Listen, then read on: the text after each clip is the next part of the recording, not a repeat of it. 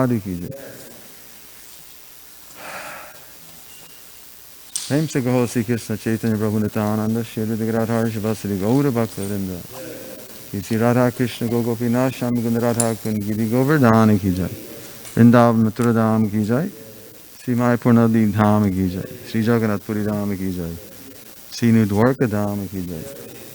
Sri Gangamai Janamai ki jai. Bhakti Devi Tulsi Maharani ki jai. Harinam Sankirtan ki jai. Pradanga Chancellor Book Distribution ki jai. Samaveda Bhakta Vrinda ki jai. Nitai Gaurabhimanandi. All glories to the sum of the Buddhis. All glories to the sum of the Buddhis. All glories to the sum of the Buddhis. All glories to Sri Guru and Gauranga. Nama Om Vishnu Padaya Krishna Prasthavale Srimati Bhakti Vedanta Swami Namani Maste Saraswati Devi Gauravani Vachani Visesa Sunyavadi Pastatari Shatarini Om Namo Bhagavate Vasudevaya Om Namo Bhagavate Vasudevaya Om Namo Bhagavate Vasudevaya. Reading from Srimad Bhagavatam, second canto, chapter 6, entitled Purusha Shukta Confirmed, text number 23. Yadasya Nabhyan Nalinad Ahang Asam Mahatmana Navidam Jagna Sambaran Purushavayavan Rite Yadasya Nabhyam Nalinad Yadasya Nabhyan Nalinad Ahang Asang Mahatmana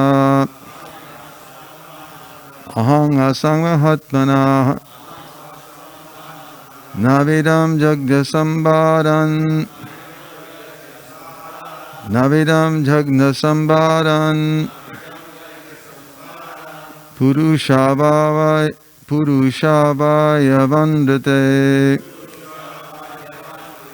Purushavaya Vandate Yadasya Nabhyan Nalinad Ahang Asang Mahatmana Navidam Jagna Sambaran Purushavaya Vandate. Please chant.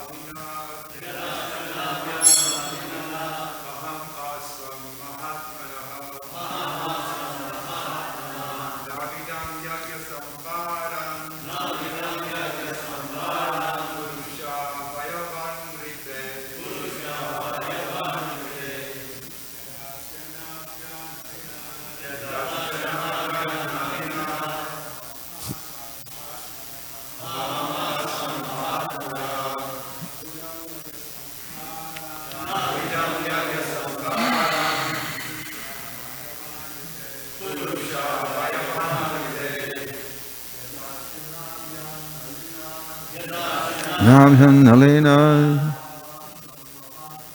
Ahang Asamahatmanaha Navidam Jagya Sambaram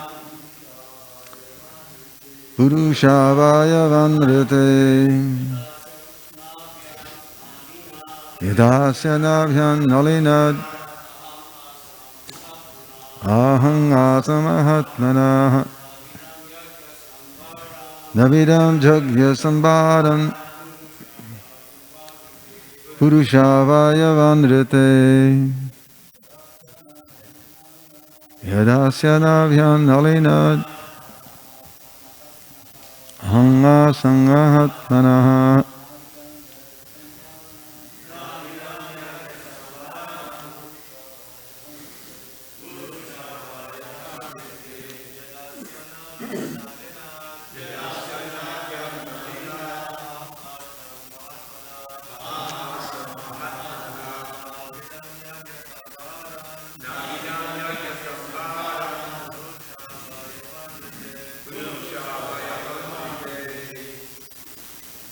Ladies? Yadasya nabhyam nalinad ahanga samahatmanaha navida jagya sambadan shavaya vandrate.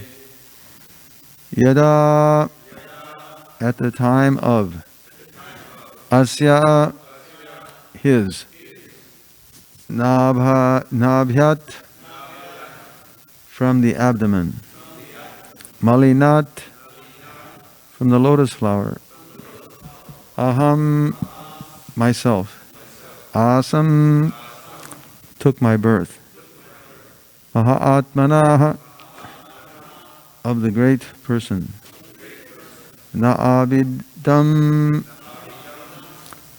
did not know, jagna, sacrificial, sambadan, ingredients, purusha, of the Lord, avayavan, personal bodily limbs, rete, except. Translation and purport by His Divine Grace, Srila A.C. Bhaktivedanta Swami, Srila Prabhupada Ki Jai. When I was born from the abdominal lotus flower of the Lord, Mahavishnu, the great person, I had no ingredients for sacrificial performances except the bodily limbs of the great personality of Godhead. Please repeat. When I was born from the abdominal lotus flower of the Lord,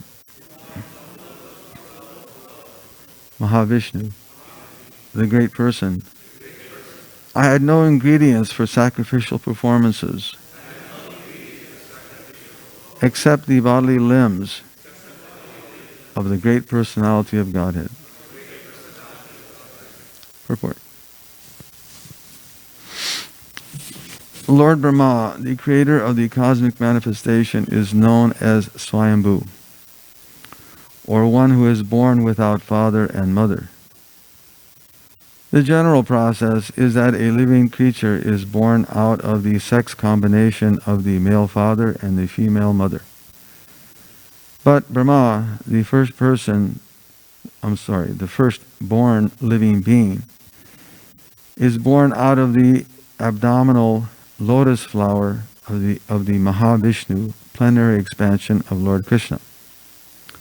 The abdominal lotus flower is part of the Lord's bodily limbs, and Brahma is born out of the lotus flower.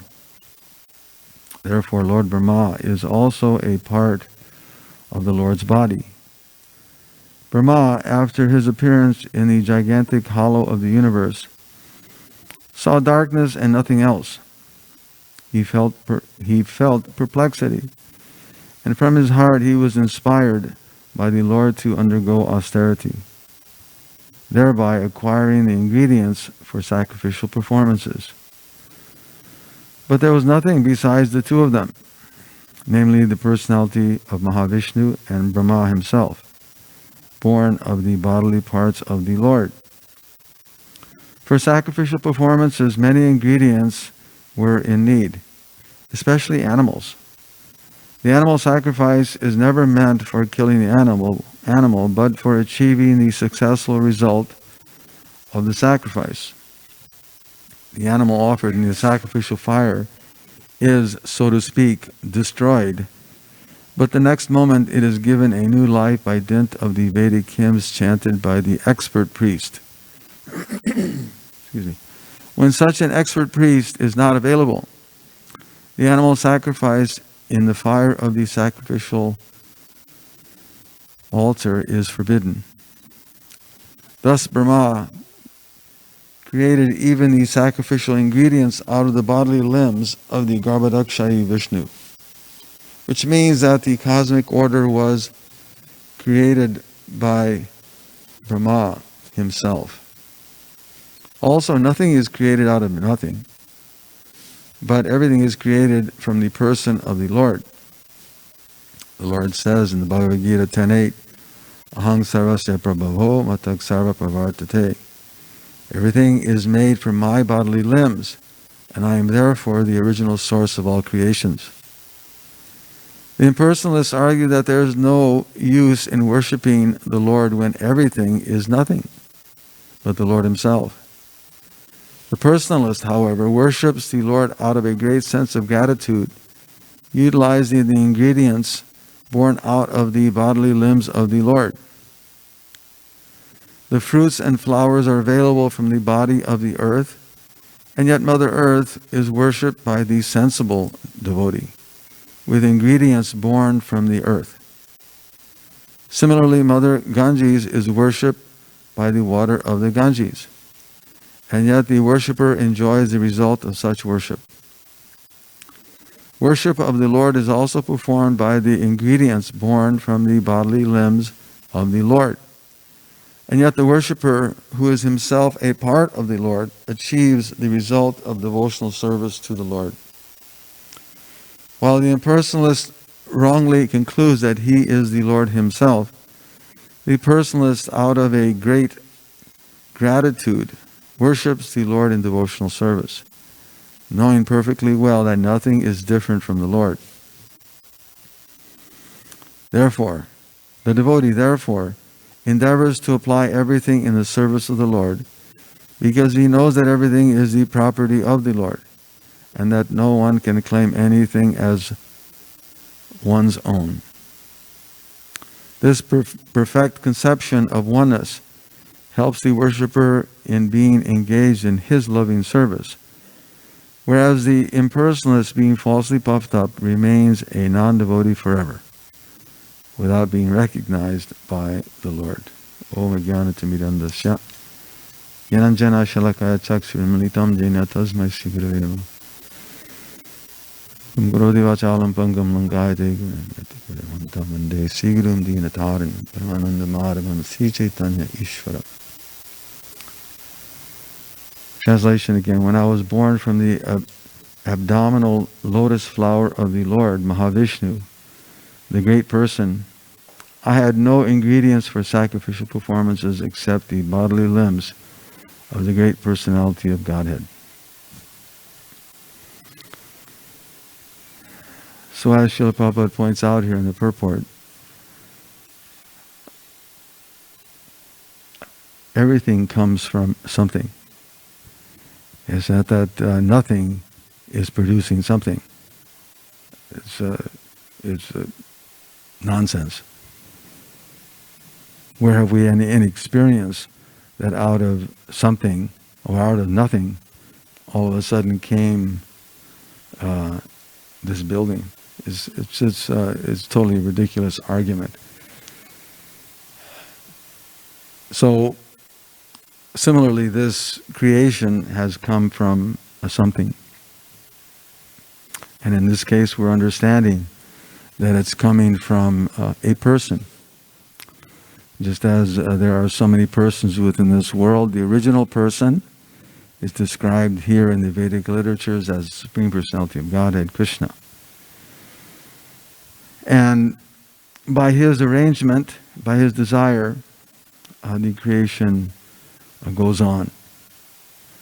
By his expansion, the creation takes place. And in this case, we're seeing how Lord Brahma is the first creation or expansion of the Lord within this material world. We know that there are other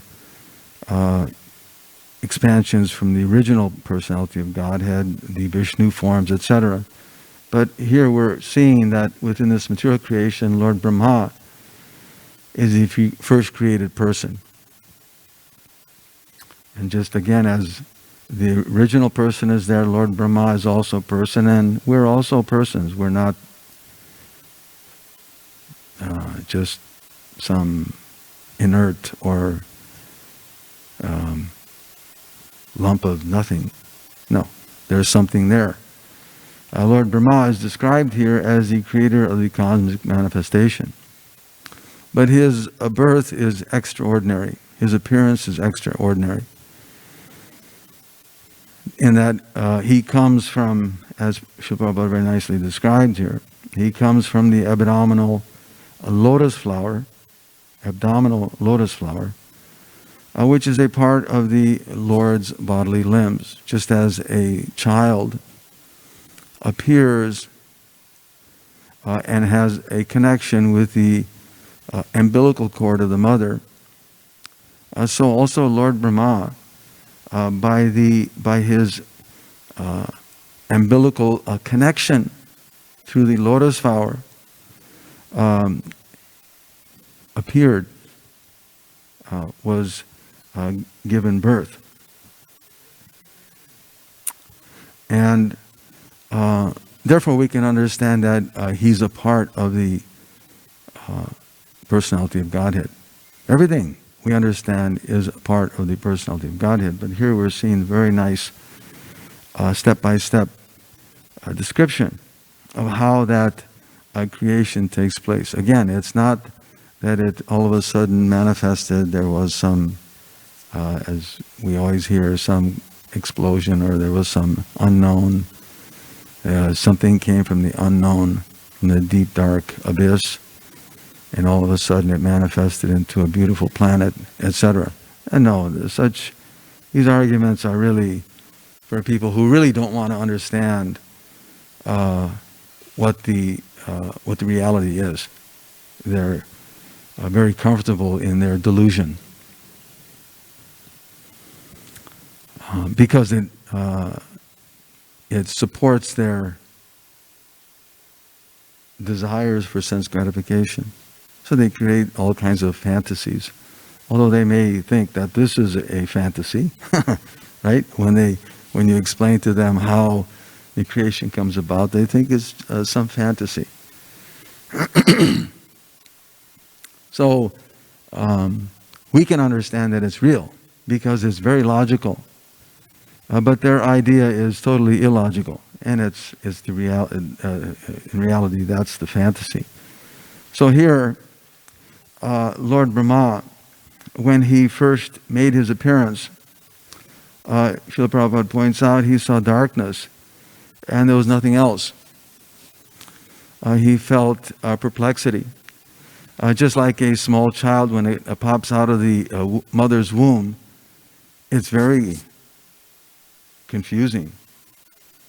If you've ever seen a small child come straight out of the womb of a woman, of the mother, you can see it on their face.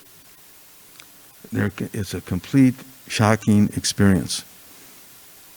I had that experience when my daughter was born, and I saw her coming out of the womb, and I was looking very carefully at her face when she came out, and her eyes were just wide open and looking around. Oh my gosh.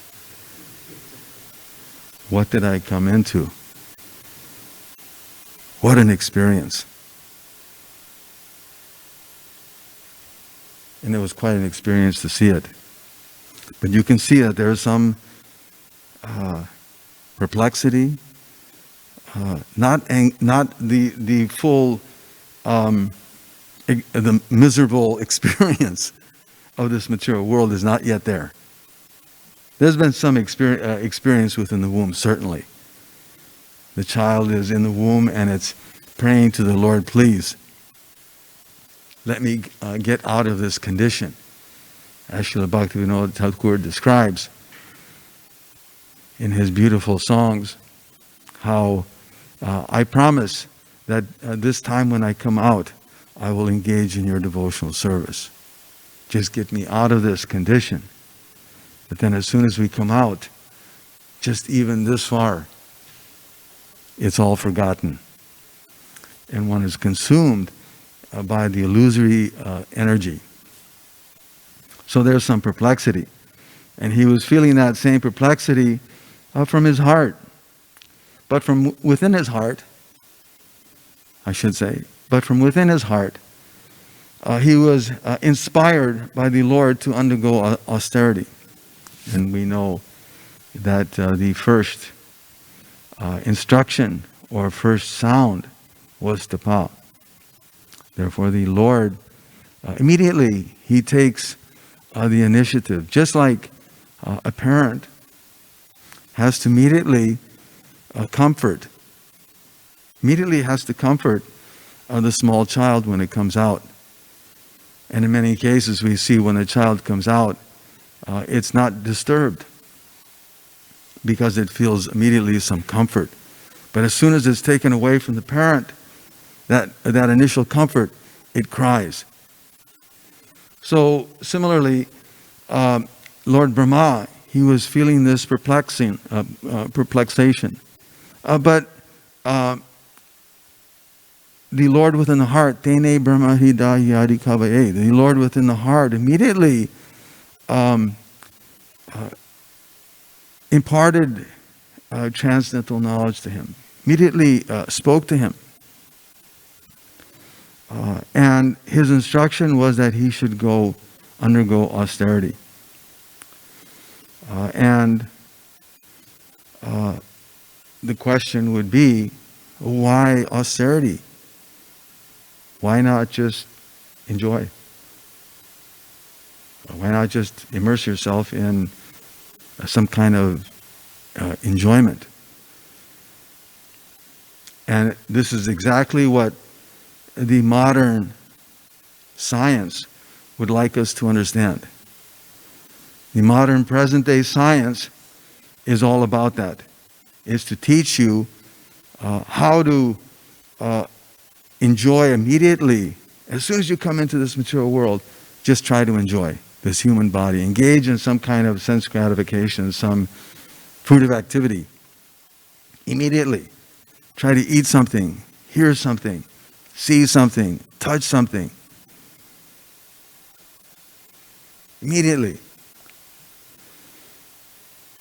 And they would like us to think that, and in so many ways, they try to divert us from the real purpose. But here, we're understanding that the Lord immediately instructs Lord Brahma in what is his real purpose. And that is to engage in austerity. Some sacrifice. Just like as a child, when it gradually grows up from childhood to youth, there's education. Education has to be there. Otherwise, the child doesn't know what the purpose is, right? Maybe the purpose is just to get a phone, or just to goof around with friends, or engage in some other just a frivolous activity which has no purpose. So that education has to be given.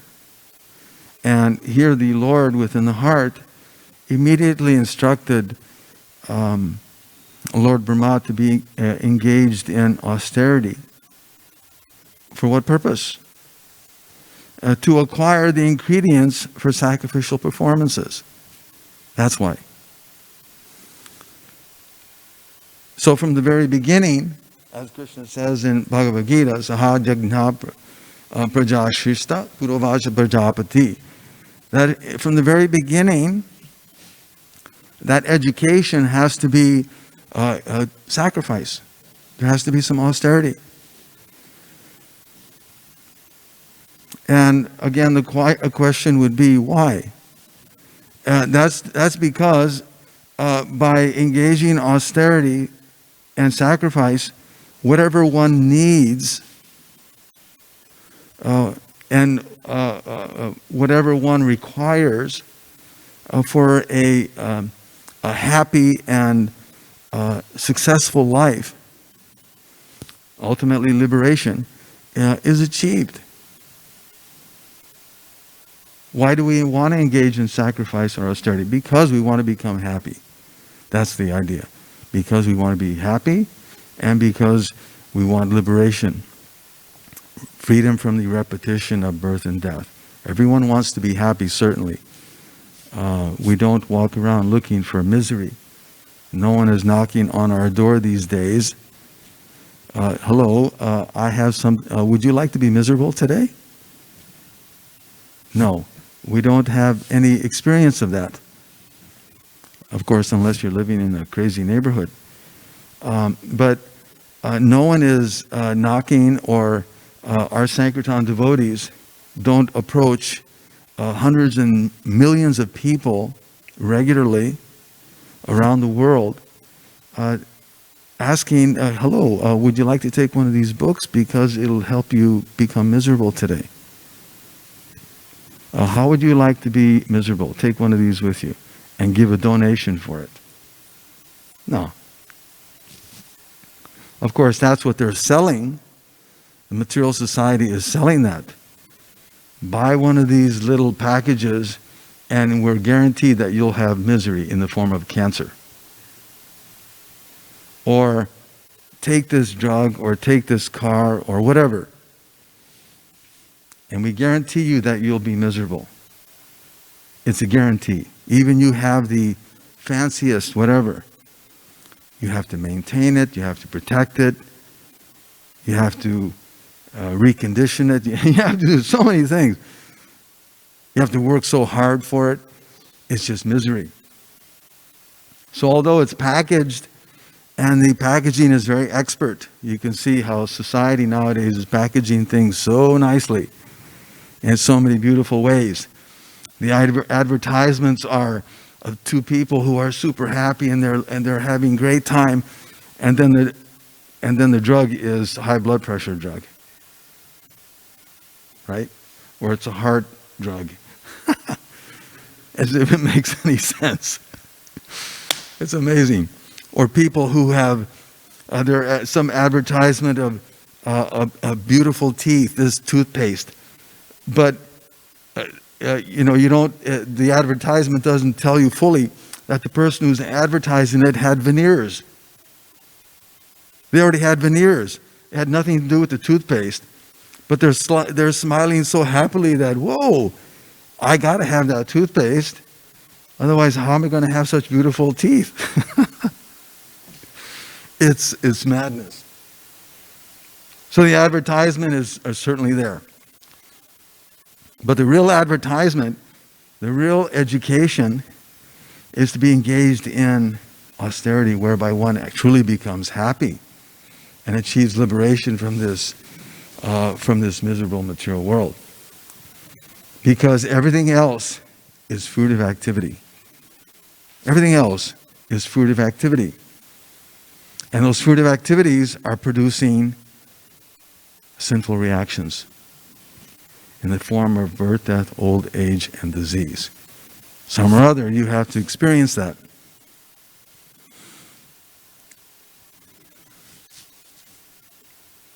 And not be confused to think that the real purpose is to be engaged in sense gratification. Because again, those activities, those materialistic activities, will simply bind one, as Krishna says in Bhagavad Gita, yajñantar kamano yatar loko yam karma bandhana. That whatever you do in this world, if it has no purpose, if it has no real direction, then it's simply binding. It simply entangles one more and more in this material world. So austerity has to be there.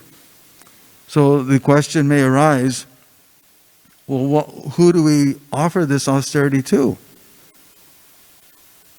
Right? Because we don't just, where are the benefits of austerity coming from? And here in the Srimad Bhagavatam, we can understand that this is the personality of Godhead. Janmad yasya yoto nyavad itaradas tarteshva bigyasvarat. That personality, that source, who is providing everything. That's what sacrifice is for. It's meant for satisfying someone or some source. And that we understand is from the Vedic literatures, is the personality of Godhead. Why?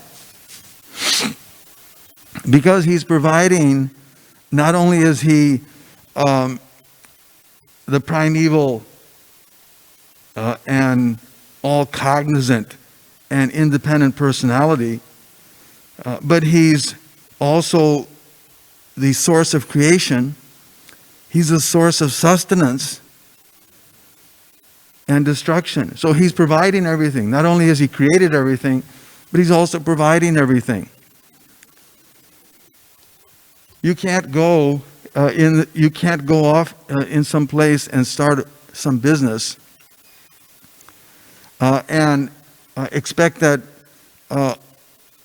you're all of a sudden magically going to achieve success. It doesn't work like that. It has to come from some source. So similarly, this material world, to be successful, one has to go to the source. And we worship the personality of Godhead because, again, he's providing everything. So it's out of a sensibility, as Prabhupada points out here in this purport. It's a very nice point here that Srila Prabhupada makes, that the devotee is sensible. Therefore, he engages everything that's given to him, that's been provided by nature, engages that in the service of the Lord. It's a very common, it's just common sense. Just like we receive certain benefits from the sun, so we appreciate the sun, or we receive certain benefits from the earth and we worship the earth, or we're getting certain benefits from Mother Ganga. It's like if you go to Haridwar at Brahmagat every day, every evening at 6 p.m. at the sunset, they have a beautiful, beautiful worship of Mother Ganga. And they sing these very nice songs, and there are hundreds and thousands of people there. And they're taking a little bit of Ganga in the hand and offering it back to her. As if Ganga needs Ganga? No. No, but we're taking it and we're offering it to the source. The Mother Earth is providing so many beautiful things, and we take it from her and we offer it back. Everything is coming from the personality of Godhead, and the devotees of the Lord, they're understanding that. Nothing was there before, as Prabhupada points out here. Right? There was nothing but Lord Brahma and the personality of Godhead. What is that verse? Ahang evasham evagre nanyan yat sarasat param. There was nothing there, and in the end there will be nothing except the personality of Godhead. So it's by His mercy, it's by His grace that we have anything. And the sensible person can see that. Oh, what time should I? We're almost over here. There's so many points that Srila Prabhupada makes in his purport. It's just we can't even touch upon a fraction of it. But all of this again has to be done in accordance with the rules and regulations. The execution has to be done properly, as Prabhupada points out here. There has to be certain ingredients. All the ingredients have to be there, as we'll read later on in the following verses. It's very nicely described. Srila Prabhupada points out all the proper materials that have to be there, the expert priest, the mantras, the proper chanting, the utensils, the grains, etc., etc. All of these things have to be there in order for it to be successful. Of course, in the Kali Yuga, what is the Ashwamedham Gavalambam? Yeah, that in the Kali Yuga, these ingredients are not there. We don't have the expert people. We don't have, all we have is plastic spoons and paper plates. We don't have the proper materials to do this proper execution. Therefore, the Sankirtan Yajna is recommended. So, one final point is that Srila Prabhupada points out here at the end of the purport, the devotee therefore endeavors to apply everything in the service of the Lord because he knows that everything is the property of the Lord.